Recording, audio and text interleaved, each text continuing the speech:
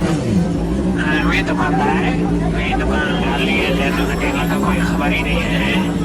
चल शाम को होटल का हिस्सा निकाल।